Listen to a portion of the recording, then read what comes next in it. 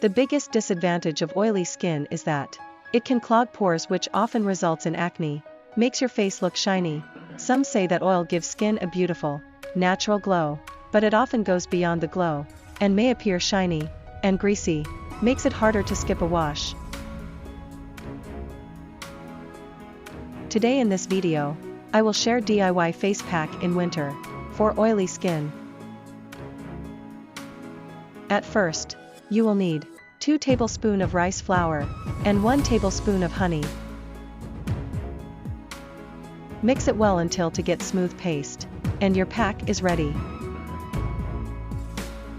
Apply all over your face, and leave it for 15 minutes, and then wash it off with plain water. Use this face pack once a week for best results.